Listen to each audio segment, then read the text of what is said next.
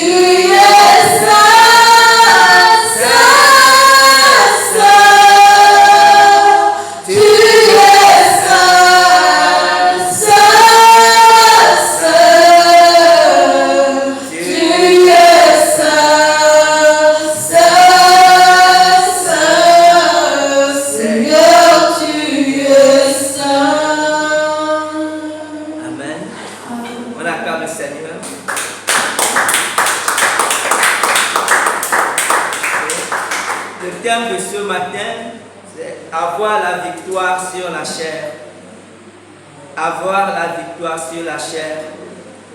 Galates 5, versets 16 à 17. Je dis donc, marchez selon l'esprit et vous n'accomplirez pas les œuvres de la chair. Car la chair a des désirs contraires à ceux de l'esprit et l'esprit en a de contraires à ceux de la chair.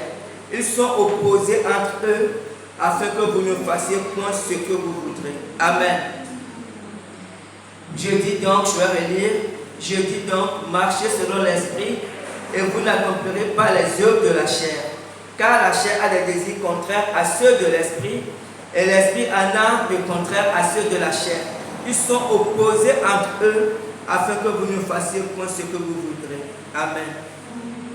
La vie chrétienne est un très très long chemin, est un engagement à très très long terme.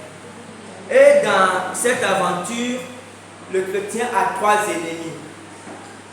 Le chrétien a trois ennemis. Il y a le péché, il y a le monde et il y a la chair. Je laisse Satan de côté. Il y a le péché, il y a le monde, il y a la chair. Mais parmi ces trois ennemis, le plus redoutable, c'est la chair. Parce qu'on verra que la chair pousse l'homme à combattre contre lui-même. Et c'est un ennemi très redoutable pour le chrétien du monde. Et ce matin, nous allons voir comment avoir la victoire sur la chair. Grand 1, la chair et l'esprit. La chair et l'esprit. Notre verset de base, Galates 5, verset 16 à 17, qu'on vient de lire. Je vais relire peut-être. Je dis donc, marchez selon l'esprit et vous n'accomplirez pas les désirs de la chair. Car la chair a des désirs contraires à ceux de l'esprit et l'esprit en a de contraires à ceux de la chair. Ils sont opposés entre eux afin que vous ne fassiez point ce que vous voudrez. Ici, l'apôtre Paul qui a écrit ce texte montre qu'il y a comme une guerre dans la vie du chrétien. Il montre qu'il y a une guerre dans la vie du chrétien Et le verset 17 dit qu'ils sont opposés. En fait, ils se font la guerre, ils se combattent réciproquement. La chair combat l'esprit et l'esprit combat la chair. Ils sont ennemis et ils le seront tant que le chrétien sera sur la terre. L'esprit sera l'ennemi de la chair et la chair sera l'ennemi de l'esprit jusqu'à ce que nous partions de cette terre. Vous comprenez? Donc, ils se combattent entre eux. Et la question ou les questions qui viennent tout de suite est: qu'est-ce que la chair, qu'est-ce que l'esprit et pourquoi ils sont en conflit? Pourquoi ils se combattent? Nous allons redire peut-être pour les nouveaux sans aller trop dans les détails. Ici, la chair, ce que l'apôtre Paul appelle la chair, c'est l'ensemble composé de notre âme et de notre corps. C'est l'ensemble composé de l'âme et du corps. En d'autres termes, c'est notre volonté, ce sont nos émotions, c'est notre intelligence, plus notre corps. C'est cet ensemble-là que l'apôtre Paul appelle la chair. Et cet ensemble-là affectionne les choses du monde. Cet ensemble-là aime le monde, aime les choses du monde. Comprenez? Et ce que l'apôtre Paul appelle l'esprit, c'est notre véritable homme, c'est notre homme intérieur. Pour l'expliquer quelquefois, pour bien expliquer ça quelquefois, je renvoie un peu les gens un peu dans le mysticisme, les gens qui font les projections astrales ou les gens qui, comme on dit, les gens qui sortent en vampire. Parce que lorsque les gens font des projections astrales ou les gens sortent en vampire, c'est leur corps spirituel, ce qu'on appelle leur corps astral qui sort. Comprenez? Et ce corps astral, c'est le vrai nous. Ce corps astral est composé exactement des membres. Ce corps astral a une tête, a une intelligence, a une langue, a des doigts et des mains. C'est un homme complètement formé. Comprenez? Sauf que c'est un homme invisible. Donc c'est ça que l'apôtre Paul appelle l'esprit. C'est le vrai nous éternel. Et ce corps éternel ne meurt pas parce que il est esprit, il est une partie de Dieu. Et c'est cette partie-là que l'apôtre Paul appelle esprit, et l'esprit du chrétien. Lorsque le temps devient chrétien, cet esprit est régénéré. En fait, cet esprit est rempli du Saint-Esprit. Le Saint-Esprit vient habiter dans cet esprit. Ce qui fait que cet esprit régénéré n'aime que les choses de Dieu. Comprenez? Et lorsque l'apôtre Paul Jean dit que vous êtes de Dieu et que celui qui est de Dieu ne pêche pas parce qu'il est né de Dieu, l'apôtre Jean ne parle pas justement de la chair. L'apôtre Jean parle de l'esprit. Il a dit que parce que vous êtes de Dieu, il dit celui qui est de Dieu ne peut pas pécher. Effectivement, l'esprit ne peut pas pécher. L'esprit gêné ne pêche jamais. Comprenez? C'est justement la chair qui pêche. C'est pour ça que l'apôtre Paul dit qu'ils sont opposés. L'esprit né de nouveau ne pêche jamais parce que l'esprit de nouveau aspire seulement à faire la volonté de Dieu, à faire les choses de Dieu. Et c'est là d'où vient le conflit. L'apôtre Paul dit qu'ils sont opposés entre eux, afin que vous ne fassiez pour eux. Et quand l'apôtre Paul dit afin que vous ne fassiez pour ce que vous voudrez, l'apôtre Paul ne parle pas de la chair, il parle justement de cet homme intérieur qui a envie de faire, afin que vous ne fassiez pour ce que vous voudrez, qui veut faire des choses. C'est l'homme spirituel qui veut faire des choses. L'homme spirituel veut peut-être prier 3 heures, il veut peut-être passer 1 heure dans la présence de Dieu, mais il ne peut pas arriver parce que déjà 15 minutes, il est déjà fatigué. Vous comprenez? Donc, l'apôtre dit qu'ils sont opposés afin que vous ne fassiez point. Et le vous là, et si ça n'a rien à voir avec notre âme, le vous là, ça concerne l'esprit qui veut faire des choses pour Dieu, mais qui n'arrive pas parce que la chair le combat et la chair l'empêche de faire des choses.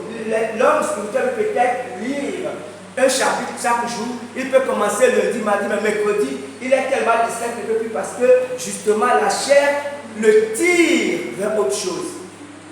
Donc ils se combattent, l'esprit et la chair se combattent. Et l'apôtre Paul dit, si vous voulez réussir, marchez selon l'esprit. On va voir comment marcher selon l'esprit. Comprenez? Lorsqu'on est païen, lisons 1 Corinthiens 2, verset 14.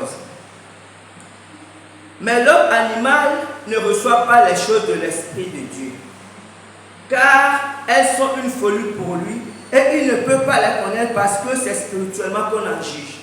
L'homme animal, c'est toute personne qui n'est pas encore régénérée, toute personne qui n'est pas encore née de nouveau. Cette personne, on ne peut pas dire qu'il ne peut même pas comprendre les choses de Dieu.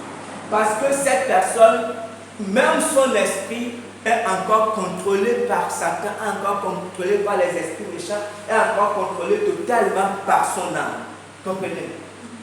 On doit comprendre que l'homme, je vais faire un petit retour en arrière, l'homme, tout homme est composé de trois parties: l'esprit, l'âme et le corps. L'esprit, c'est cette partie qui est intérieure, qui est le véritable homme spirituel, qui ne meurt jamais et qui, après la mort, va aller soit au ciel, soit en enfer, en fonction de la voie qu'on a choisie. L'âme, vous savez, l'âme, en fait, c'est notre volonté, c'est nos sentiments et c'est notre intelligence. En fait, c'est une partie de nous qui est très importante. Mais il y a une grande différence entre l'âme de l'homme et l'âme des animaux. Vous savez, les animaux ont une âme. La Bible le dit clairement.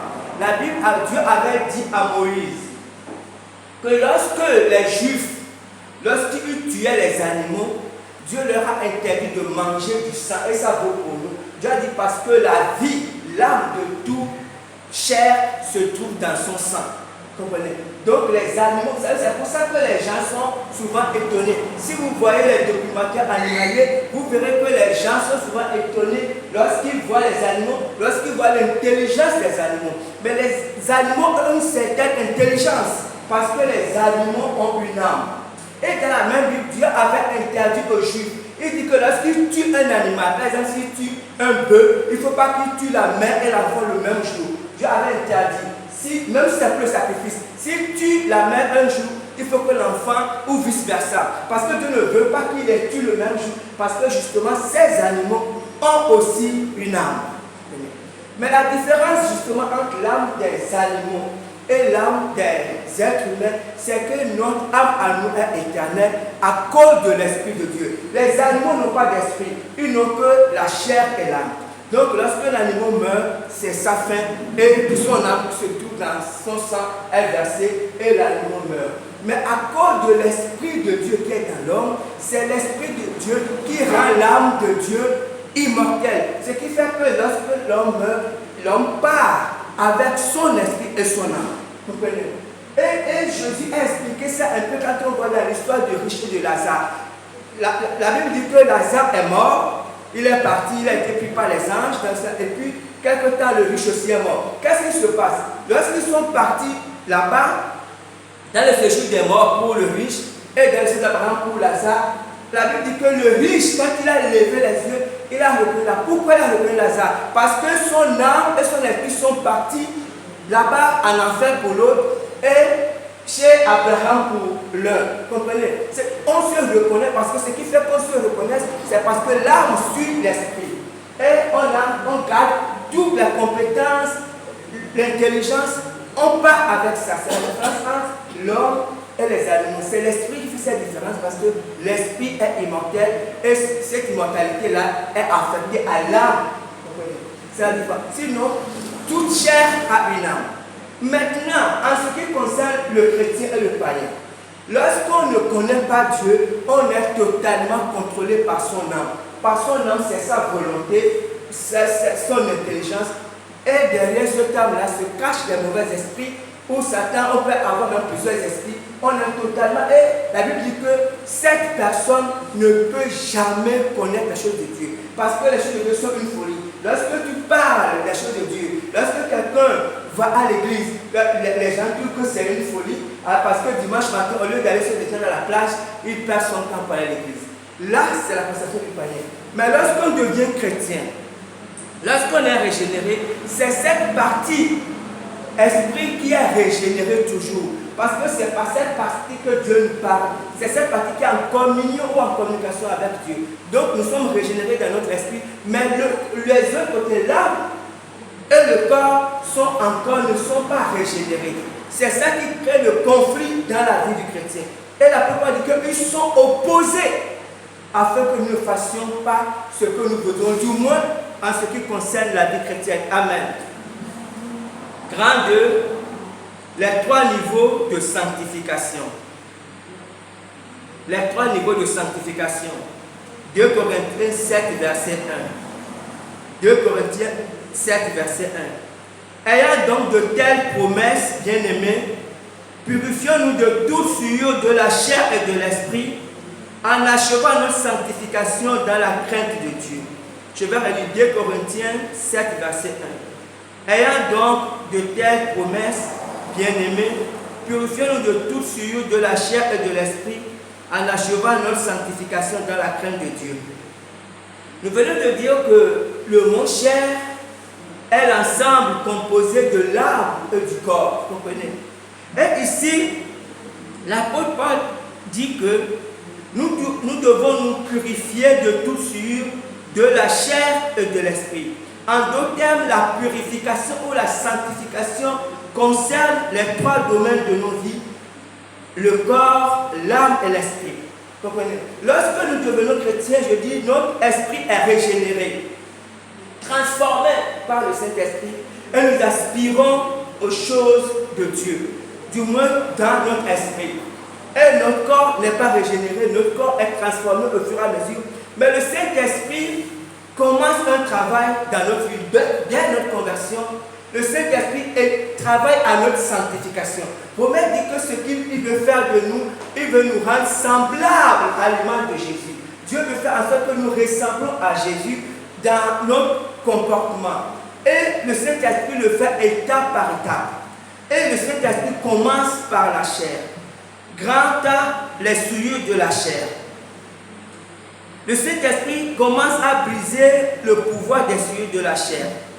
Et les pouvoirs des souillures de la chair, les choses qui maintiennent la chair en esclavage, sont les choses comme l'alcoolisme, le tabagisme, la drogue, l'impudicité, la gloutonnerie, la prostitution.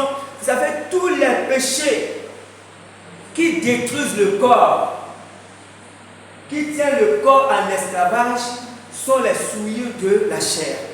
Et lorsqu'on devient chrétien, le Saint-Esprit commence un travail dans la vie du chrétien par rapport à ces choses. Si quelqu'un est alcoolique et la personne devient chrétien, le Saint-Esprit va commencer par briser l'alcoolisme. Mais le Saint-Esprit, vous savez, son principe, il ne fait rien sans notre volonté. En fait, le Saint-Esprit n'oblige jamais quelqu'un à se débarrasser de son péché. Ce qu'il fait par la parole de Dieu ou par le pouvoir, son pouvoir, il nous amène à prendre conscience que nous sommes dans l'esclavage. Et lorsque quelqu'un comprend qu'il est dans l'esclavage et crie à Dieu, c'est en ce moment qu'il est délivré. Le Saint-Esprit ne nous enlève jamais ce que nous aimons. Si tu aimes l'impudicité, tu peux être dans l'église pendant 50 ans, tu seras toujours impudique. Jusqu'au moment où tu dois te rendre compte que l'impudicité est en train de te détruire en tant que chrétien. Et si tu te rends compte de ça, et si tu cries à Dieu, alors Dieu va venir te délivrer de l'impudicité. Ça vaut pour l'alcoolisme. Ce qui fait que lorsqu'on devient chrétien, dans la vie de certaines personnes, ces choses sont brisées. Peut-être en une semaine, mais dans la vie d'autres personnes, ça peut même prendre des années. En fait, ça dépend de la conversion ou de l'abandon de chacun à Dieu. Mais le Saint-Esprit, c'est le travail qu'il fait dans la vie de chaque chrétien. C'est qu'on ne vient pas à l'église, on vient seulement s'asseoir, on rentre chez nous, puis non. Le Saint-Esprit fait un travail dans notre vie et ce travail consiste à nous rendre semblables à l'image de Jésus. Ça veut dire que dans le projet du Saint-Esprit, ce qu'on était en janvier, en principe, on ne doit plus l'être aujourd'hui en juillet. Et ce que nous sommes en juillet aujourd'hui, quel que soit qui nous sommes, nous ne devons plus l'être en 2024. Parce que spirituellement, je parle de spirituellement, nous devons croître spirituellement. Nous devons, le Saint-Esprit veut que les défauts que nous avons, nous devons au fur et à mesure les abandonner et devenir saints, de plus en plus saints. Comprenez? Et c'est le travail que le Saint-Esprit fait. Au niveau de l'âme, les souillures de l'âme sont la rancune, la haine, le ressentiment, la jalousie, l'envie, l'auto-exaltation, l'égoïsme, le mensonge, les complexes. Ça, ce ce sont les problèmes qu'on trouve souvent au niveau de l'âme. Il y a des gens qui peut-être à cause de leur passage, leur âme a été totalement blessée. Et les gens peuvent traîner des fois ces blessures internes. Et quand ils deviennent chrétiens, le Saint-Esprit, où les gens, à cause de ce qu'ils ont vécu, ils ont gardé plusieurs personnes en rancune, et ça bloque leur vie. Et quand ils deviennent chrétiens, le Saint-Esprit travaille pour faire en sorte qu'ils pardonnent, parce que c'est ça en fait. Tu ne peux pas être délivré de la rancune, du ressentiment, si tu ne pardonnes pas. Et le Saint-Esprit va travailler avec eux pour faire en sorte qu'ils pardonnent, parce qu'en pardonnant à ceux qui leur ont fait du mal, ils se libèrent en même temps.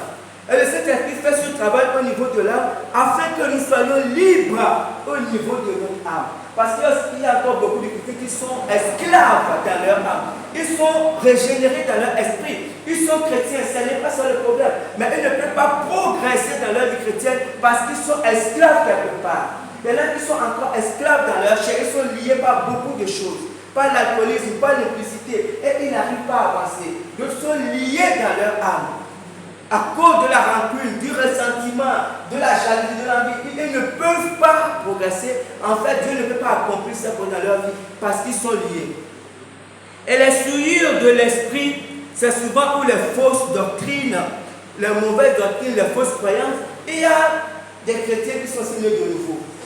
Ils sont nés de nouveau, mais sauf qu'ils ont de mauvaises doctrines. Par exemple, si je prends la doctrine de la prospérité, qui fait en sorte que le chrétien, à un moment donné, s'attache plus aux bénédictions qu'à la parole de Dieu. C'est que les bénédictions deviennent plus importantes dans leur vie, les chrétiens courent après les bénédictions. Ça, c'est un esclavage sur le plan spirituel, au niveau de l'esprit. Parce que ça fait en sorte que le chrétien ne puisse pas être libre dans son esprit pour progresser, pour accomplir le dessein de Dieu dans sa vie. Les fausses doctrines, les mauvaises doctrines sont de l'esclavage, sont des problèmes au niveau de l'esprit. Ça tient l'esprit en esclavage. Ça empêche l'esprit d'avancer dans la parole de Dieu. Parce que pour avancer dans la parole de Dieu, il faut être éclairé au niveau de son esprit. Il faut avoir la révélation. Or, les mauvaises doctrines empêchent de connaître la parole de Dieu et d'avancer sur le plan spirituel. Donc, nous devons comprendre que lorsqu'on devient chrétien, c'est super, c'est merveilleux d'être chrétien. De dire que maintenant on prie, c'est une très bonne chose. Quand on prie, quand on commence à prier. Mais quand on commence à prier, ce n'est que le début d'un très très long processus. Parce que le Saint-Esprit, lui, n'est pas pressé. Le Saint-Esprit a un objectif. Son objectif, il a reçu un ordre de mission de Jésus. Parce que Jésus avait reçu un ordre de mission, il est venu l'accomplir. Mais quand cet esprit est venu, il a reçu un ordre de mission de Jésus. C'est d'amener chaque personne à accomplir le plan de Dieu pour sa vie. C'est ça son ordre de mission. Et le Saint-Esprit est capable d'accomplir parfaitement cet ordre de mission.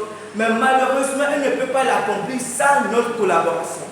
Ce qui fait que dans la vie de plusieurs parmi nous, ils n'arrivent pas à accomplir ce plan. C'est vrai, nous sommes sauvés, comme dit l'apôtre Paul, mais certains passeront par le feu.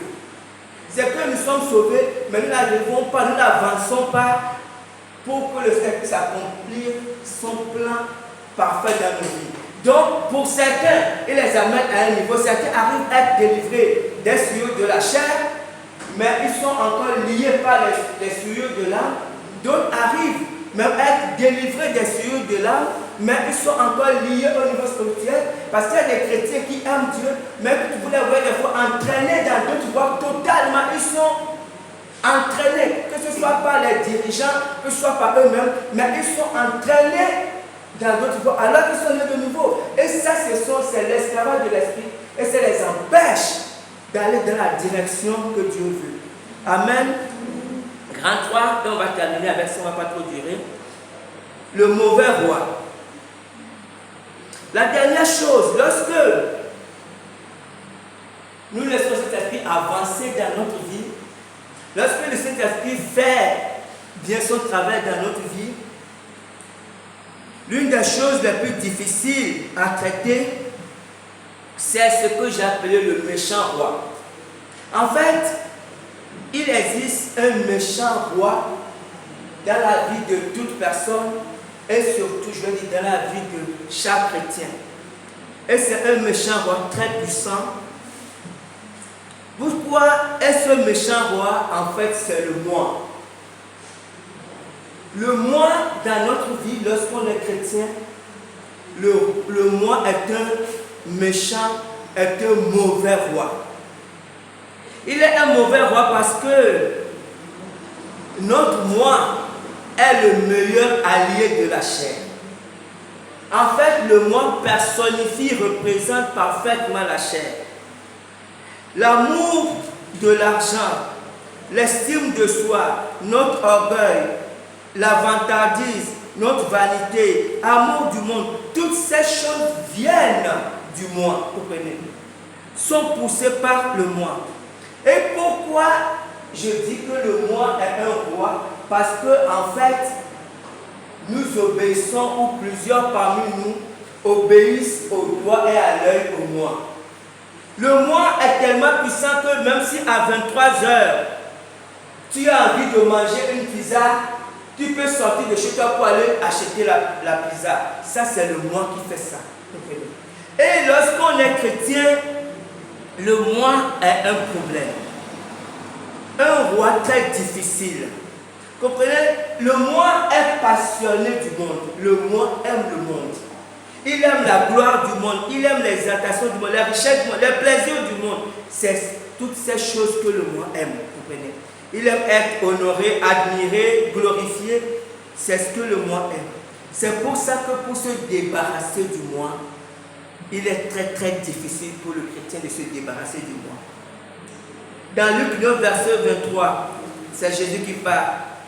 Puis il dit à tous, si quelqu'un veut venir après moi, qu'il renonce à lui-même, qu'il se charge chaque jour de sa croix et qu'il me suive. Là, c'est Jésus qui parle.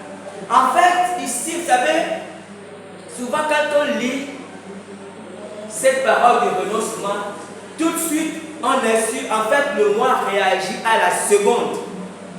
Parce qu'à chaque fois quand on voit renoncement, parce que le renoncement s'attaque directement au moi.